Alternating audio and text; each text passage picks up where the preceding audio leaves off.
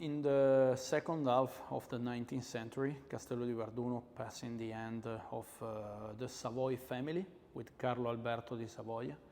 Savoy family, that is the family that in the meantime were working to make the unification of the different small reigns that there were in Italy.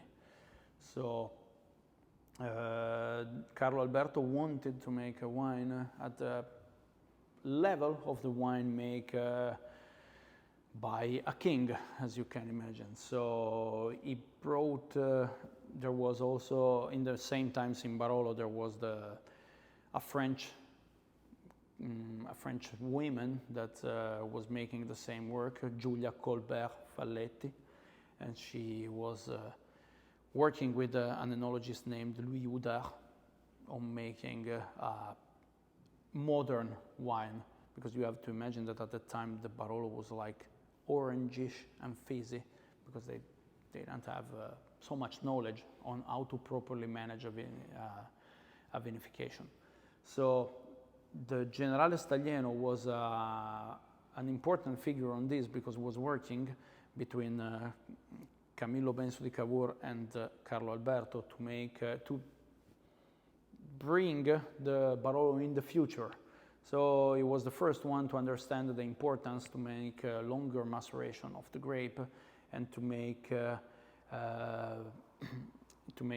longer aging of the wine. He understood this in a different experiment that he really made in the cellar of the Tenuta in Pollenzo and in Castello di Verduno. He made lots of experiments for the king, really to bring the Barolo at the higher of the name of the king of Italy. Can you tell me about the fermentation at the time, that maceration of how that changed the wine from being orange and CO2 white to do what he did? One of the main factors at the time was that, as you can imagine, the temperature in the cellar was not controlled, and the temperature of the vats where they made the maceration was not controlled.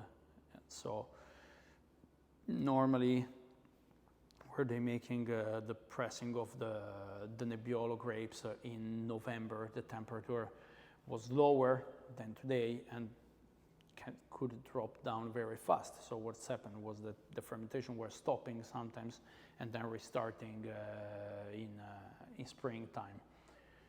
But sometimes the wine was already made, so they already bottling or put it in the Damigiana or whatever, so the wines tend to be more sometimes fizzy. The color was just because they were crushing the grape and did not make any skin contacts for a while.